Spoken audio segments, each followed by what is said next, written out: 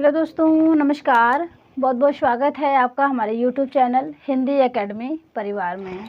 कैसे हैं आप सब? आशा करते हूँ अच्छे होंगे, स्वस्थ होंगे और खूब मन लगा करके पढ़ाई कर रहे होंगे, अपने लक्ष्य के प्रति निरंतर आगे बढ़ते होंगे। तो दोस्तों, जिस भी वैकेंसी की आप तैयारी कर रहे हैं उसमें आप अपना 100% दीजिए, ठीक है। और डेली प्रैक्टिस लगाइए और रिवीजन करिए, सफलता ज़रूर मिलेगी, ठीक है। तो चलिए, जो भी भाई बहन चैनल पे पहली बार हैं वे हमारे चैनल को सब्सक्राइब कर लें, बेल आइकन प्रेस कर लें, जिससे हमारे वीडियोज़ की हर नोटिफिकेशन उन्हें मिल जाया करे। और दोस्तों, वीडियो को ज़्यादा से ज़्यादा अपने दोस्तों में और आपके लिए जो पब्लिकली प्लेटफॉर्म है शेयर किया करें, जिससे और भी भाई बहन हमसे जुड़ पाएँ, हमारे वीडियोज़ का लाभ ले सकें, ठीक है। तो देखिए, आज का जो प्रश्न है, आज की प्रैक्टिस है वो 11 है, हिंदी साहित्य के प्रमुख प्रश्न हैं। तो दोस्तों, बने रहिएगा अंत तक वीडियो में, क्योंकि आज का वीडियो होने वाला है कुछ खास।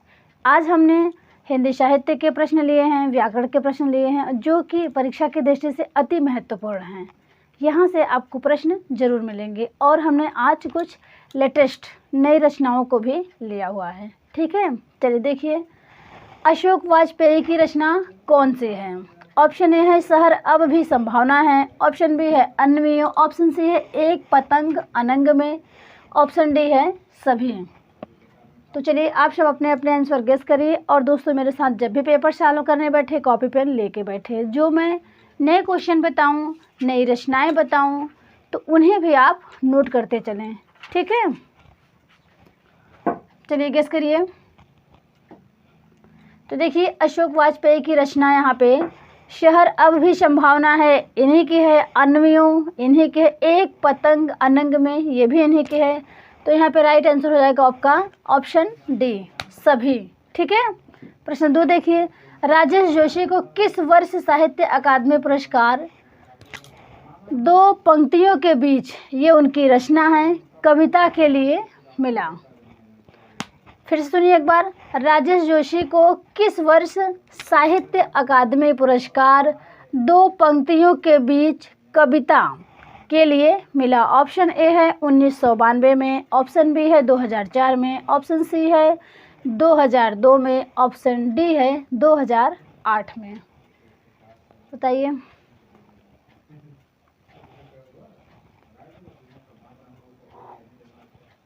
तो देखिए, यहाँ पे जिन भाई बहन ने ऑप्शन सी चुना होगा वे सही हैं।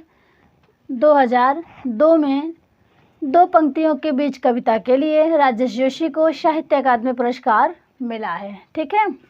प्रश्न 3 देखिए, अपने होने को अप्रकाशित करता हुआ, अपने होने को अप्रकाशित करता हुआ ये कविता संग्रह किसका है? ऑप्शन ए है मलयज का, ऑप्शन बी है अशोक वाजपेयी का, ऑप्शन सी है अरुण कमल का, ऑप्शन डी है सुरेंद्र वर्मा का। बताइए।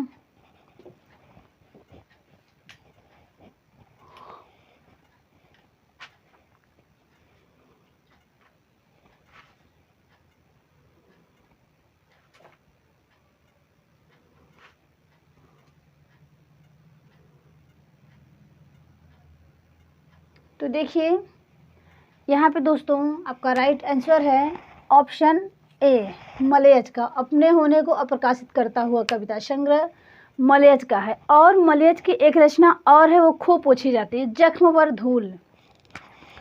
नोट करिएगा, जख्म पर धूल, ठीक है। तो चलिए और देखिए, आगे देखिए, वह आदमी नया गरम कोट पहनकर विचार की तरह चला गया। फिर सुनिए, इतनी बड़ी रचना है, ध्यान दीजिएगा। वह आदमी नया गरम कोट पहनकर विचार की तरह चला गया।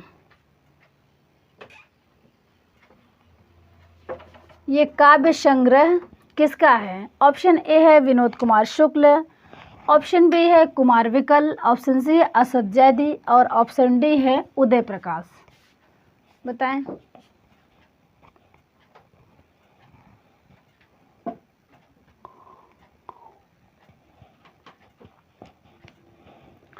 तो देखिए, यहाँ पे आपका राइट आंसर है विनोद कुमार शुक्ल।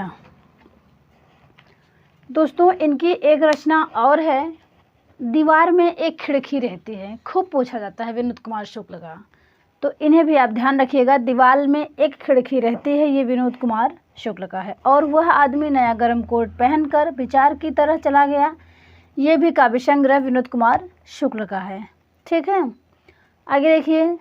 बेहतर दुनिया के लिए, ये काव्य है, किसका है? बेहतर दुनिया के लिए, यानी अच्छी दुनिया के लिए। काव्य किसका है? तो अनिल जोशी का है, राजेश जोशी का है, शरद जोशी का है, विश्वनाथ प्रसाद तिवारी का है। बताइए।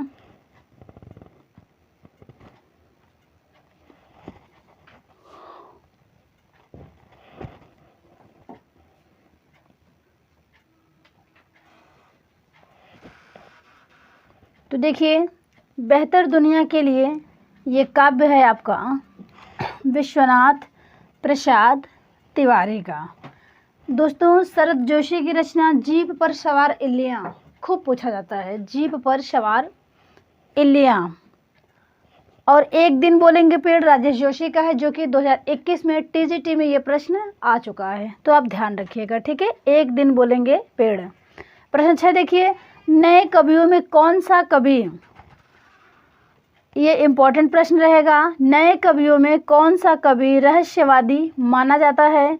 तो देखिए, केदारनाथ सिंह, धूमिल, मुक्तिबोध, विजय देव नारायण शाही। बताइए।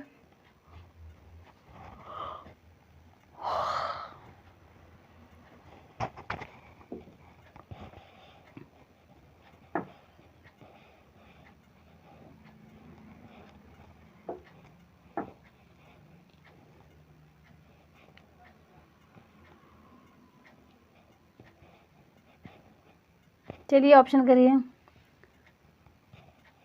मुक्तिबोध का पूरा नाम गजानन माधव मुक्तिबोध है, और धूमिल का बताइए? सुदामा पांडे धूमिल। ठीक है, और केदारनाथ सिंह की रचना अकाल में सारस, ध्यान रखिएगा।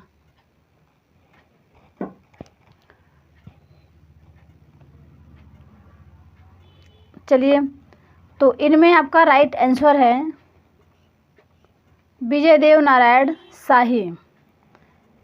नए कवियों में कौन सा कवि रहस्यवादी है? तो वे हैं आपके विजय देव नारायण शाही। दोस्तों इनकी दो रचना खूब पूछी जाती है, एक तो साखी, एक है जायसी।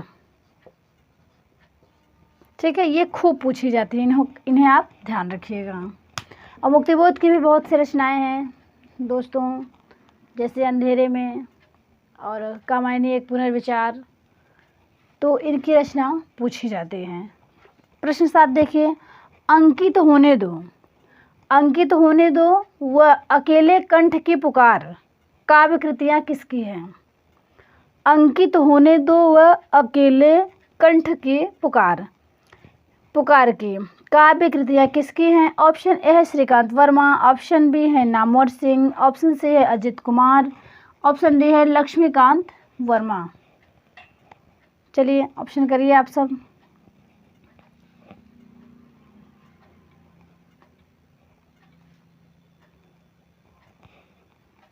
देखिए, इनकी एक रचना और इनकी एक रचना सेम सेम है, इन्हें आप ध्यान रखें, और खूब परीक्षा में पूछे भी जाते हैं। ठीक है, तो एक है इनकी है नामवर सिंह की कविता के नए प्रतिमान, और इनकी लक्ष्मीकांत वर्मा की जो है, इनकी है नई कविता के प्रतिमान।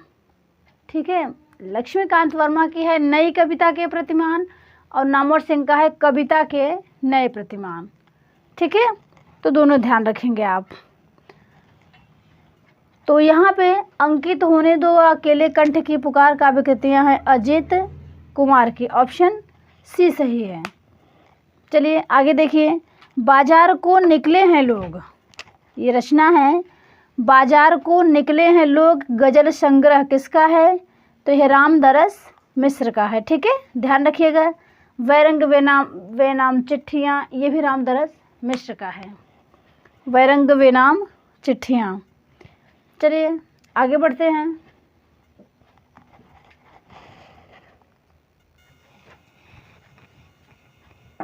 चलिए प्रश्न नंबर 8 देखते हैं। मैं प्रतिदिन दूध पीता हूँ। मैं प्रतिदिन दूध पीता हूँ में क्रिया विशेषण है। ऑप्शन ए है कालवाचक क्रिया विशेषण है, ऑप्शन बी है स्थानवाचक क्रिया विशेषण है, ऑप्शन सी है परिणामवाचक क्रिया विशेषण है और ऑप्शन डी है रीतिवाचक क्रिया विशेषण है। बताइए।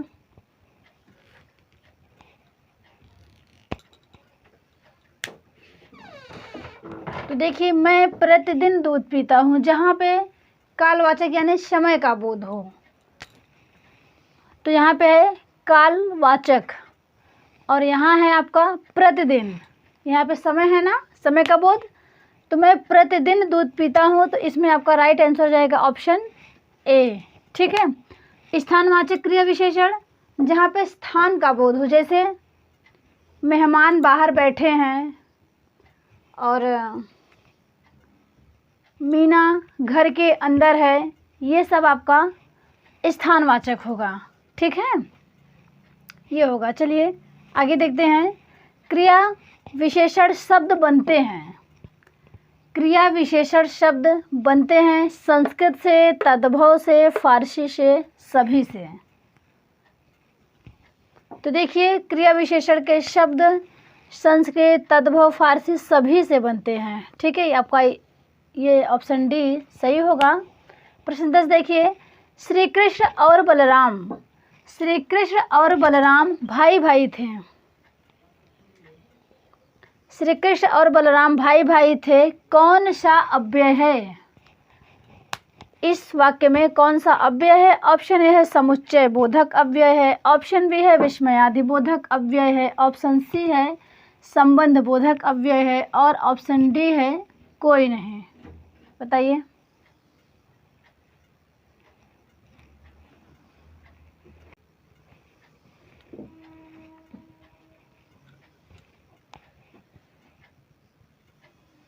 तो देखिए, यहाँ पे आपका श्री कृष्ण और बलराम भाई भाई हैं, तो यहाँ पे और क्या है? ये समुच्चय, दो लोगों को जोड़ रहा है। ठीक है, यहाँ पे और शब्द दो लोगों को जोड़ रहा है, समुच्चय बोधक अव्यय होगा। ठीक है, राइट आंसर ए होगा। तो यहाँ पे और शब्द से आप जान लीजिए ये दोनों को ये समुच्चय यानी जोड़ रहे हैं, जुड़ने का काम हो रहा है।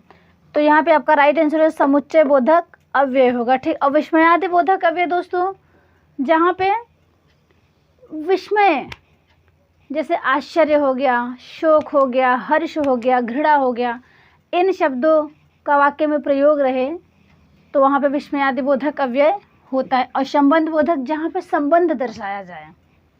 ठीक है, जैसे दशरथ के पुत्र राम थे, ऐसे यह कार मेरी है। ठीक है, तो यहाँ पे संबंध बोधक अव्यय होगा। चलिए प्रश्न 11 देखते हैं। यह इमारत बहुत ऊंची है। यह इमारत बहुत ऊंची है में विशेषण पूछा गया है। विशेषण है संख्यावाचक विशेषण है, गुणवाचक विशेषण है, परिणामवाचक विशेषण है या फिर सार्वनामिक विशेषण है। चलिए ऑप्शन करिए।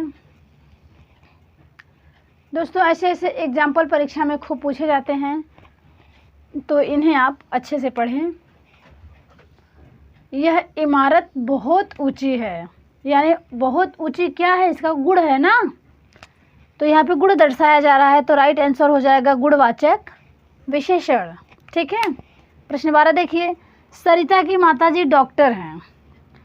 सरिता की माताजी डॉक्टर हैं में कारक है, यहाँ पे कारक पूछा गया है। बताइए, कर्ण कारक है, कर्म कारक है, संबंध कारक है या अपादान कारक है?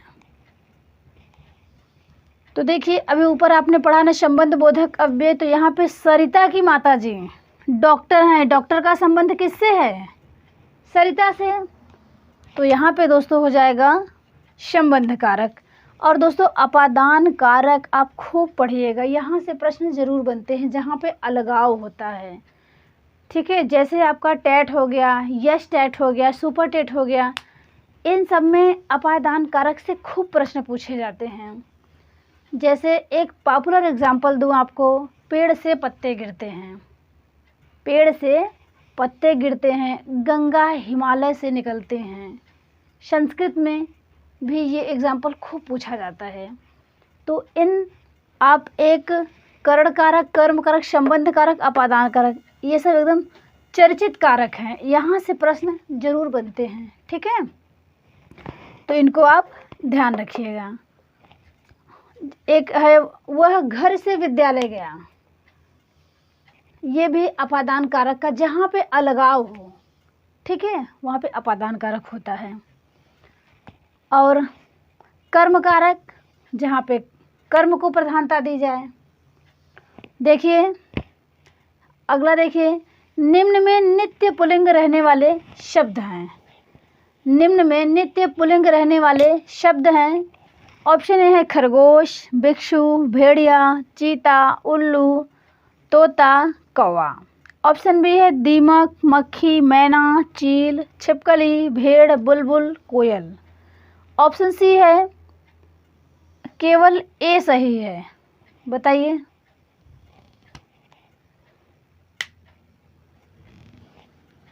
तो देखिए यहाँ पे आपको नित्य पुल्लिंग बताना है। ठीक है, बताइए।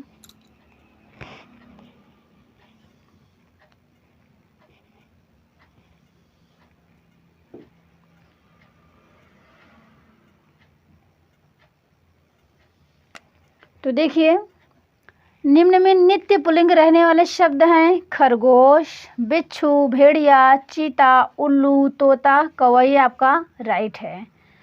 दीमक, मक्खी, मैना, चील, छिपकली, भेड़, बुलबुल, कोयल। दोस्तों ये क्या हैं? ये आपके नित्य स्त्रीलिंग हैं। इनका भी लिंग परिवर्तन नहीं होता। ये शब्द हमेशा स्त्रीलिंग में ही प्रयोग किए जाते हैं। और ऑप्शन ए जो है ये हमेशा नित्य पुल्लिंग में ही प्रयोग होते हैं। ठीक है, इसको आप ध्यान रखिएगा। तो यहाँ पे आपका राइट आंसर हो जाएगा ऑप्शन सी, केवल ए सही है। ठीक है, चलिए प्रश्न 14 देख लेते हैं। कूड़े से भरी गाड़ी, कूड़े से भरी गाड़ी काव्य कृति है। कुएं से भरी गाड़ी काव्य कृति है। कीर्ति चौधरी का है, शकुंतला माथुर का है, कुसुम वियोगी का है, और ऑप्शन डी है कोई नहीं। बताइए।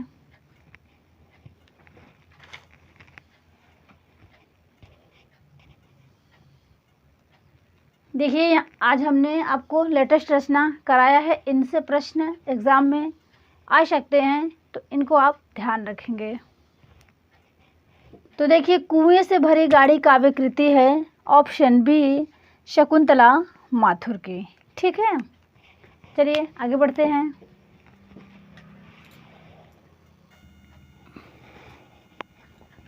चलिए प्रश्न 15 देखते हैं। पढ़िए गीता बनिए सीता, फिर इन सब में लगा पलीता। पंक्ति के रचनाकार हैं। एक बार फिर सुनिए। पढ़िए गीता बनिए सीता, फिर इन सब में लगा पलीता। पंक्ति के रचनाकार हैं। ऑप्शन ए है रघुवीर सहाय, ऑप्शन बी है कुंवर नारायण, ऑप्शन सी है रघुवीर सहाय, और ऑप्शन डी है संजीव। क्षमा कीजिएगा दोस्तों, यहाँ पे रघुवीर सहाय ऑप्शन 2 बार हो गया है। तो यहाँ पे हैं आपके धर्मवीर भारती।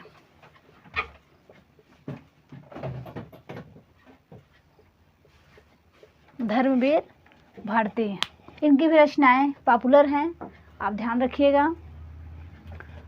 जैसे गुनाहों का देवता हो गया धर्मवीर भारती का, सूरज का 7वां घोड़ा हो गया। चलिए आंसर करिए आप सब। ये पंक्ति चर्चित है और ये आने वाले परीक्षा में, जो कि भावी टीजीटी पीजीटी का एग्ज़ाम होने वाला है, इसमें ये प्रश्न आ सकता है, तो आप इन्हें ध्यान रखिएगा। ठीक है, देखिए जिन भाई बहन ने ऑप्शन ए लगाया होगा वे सही हैं। रघुवीर सहाय की ये पंक्ति है, पढ़िए गीता बनिए सीता, फिर इन सब में लगा पलीता। ठीक है, प्रश्न 16 देखिए। नंद दुलारे वाजपेयी ने छायावाद के बाद नए काव्य आंदोलन की शुरुआत किससे माना है? एक बार फिर से सुनिए। नंद दुलारे वाजपेयी ने छायावाद के बाद नए काव्य आंदोलन की शुरुआत किससे माना है? राम नरेश त्रिपाठी से, या फिर रामेश्वर शुक्ल अंचल से, या फिर मुक्तिबोध से, या फिर निर्मल वर्मा से? बताइए। तो देखिए, जिन दोस्तों ने ऑप्शन बी लगाया होगा वे सही हैं। नंदुलारे वाजपेयी ने छायावाद के बाद नए काव्य आंदोलन की शुरुआत रामेश्वर शुक्ल अंचल से माना है। ठीक है। प्रश्न 17 देखते हैं। कविता श्री का कुलम के रचयिता हैं? धूमिल ऑप्शन ए है, जगदीश गुप्त ऑप्शन बी है, डॉक्टर विनय ऑप्शन सी है, अशोक वाजपेयी ऑप्शन डी है। चलिए आप सब अपने अपने आंसर गेस करिए। तो देखिए दोस्तों, यहाँ पे राइट आंसर हो जाएगा आपका ऑप्शन ए, सुदामा पांडे धूमिल जी की रचना है कविता श्री का कुलम। ठीक है। चलिए प्रश्न 18 देखते हैं। कामायनी की कथा वस्तु और शिल्प से मेल खाती कृति रीताम्बरा के लेखक हैं? एक बार फिर सुनिए। कामायनी की कथा वस्तु और शिल्प से मेल खाती कृति रीताम्बरा के रचयिता हैं। और दोस्तों, रचयिता ऐसे लिखाता है, ये वर्तनी में खूब पूछा जाता है। जैसे टेट हो गया, बीएड एंट्रेंस हो गया और सुपर टेट हो गया, तो आप ध्यान रखिएगा रचयिता ये सही है। ठीक है। एक रचयिता दोस्तों और एक कवयित्री खूब पूछा जाता है। इन दोनों शब्द को भी आप ध्यान रखें वर्तनी के लिए। तो देखिए, कामायनी की कथा वस्तु और शिल्प से मेल खाती कृति रीताम्बरा के लेखक हैं ऑप्शन सी, केदारनाथ मिश्र प्रभात। ठीक है। प्रश्न 19 देखिए। सरकंडे की गाड़ी और कॉफ़ी हाउस में एक मेलोड्रामा। फिर सुनिए। सरकंडे की गाड़ी और कॉफ़ी हाउस में एक मेलोड्रामा प्रसिद्ध कविता है। सरस्वती दयाल सक्सेना की है, धर्मवीर भारती की है, अज्ञेय की है और मुक्तिबोध का है। बताइए। अभी तक आपने कॉफ़ी हाउस में एक मेलोड्रामा पढ़ा होगा, लेकिन सरकंडे की गाड़ी मेरे ख्याल से आप नहीं पढ़े होंगे। हो सकता है 2-4 भाई बहन पढ़े हों, तो जान लीजिए ये सरकंडे की गाड़ी और कॉफ़ी हाउस में एक मेलोड्रामा ये प्रसिद्ध कविता है सरस्वती दयाल सक्सेना की। ठीक है। इनकी दोस्तों ये जो बकरी नाटक है, जनवादी नाटक है, दुर्जन सिंह पात्र है, ये नेट में खूब पूछा जाता है, तो आप ध्यान रखेंगे। कुनाऊ नदी और ये लिपटा रजाई में, बांस का पुल, काठ की घंटियाँ, ये सब इनकी रचनाएं हैं। ठीक है। चलिए आगे बढ़ते हैं। खुले आसमान के नीचे रचना किसकी है? संजीव की है, नेमीचंद जैन की है, राजकमल चौधरी का है, या फिर कीर्ति चौधरी का है? बताइए। तो दोस्तों, मेरे साथ जब भी पेपर सॉल्व किया करिए, आप कॉपी पेन लेके बैठा करिए और आप अपने कॉपी में या पढ़ते समय मेरे साथ पहले ही आप आंसर को गेस कर लिया करिए और कहीं लिख लिया करिए। इससे आपको पता चलेगा कि मेरी तैयारी किस हद तक हो गई है और अभी हमें कितने मेहनत करने हैं।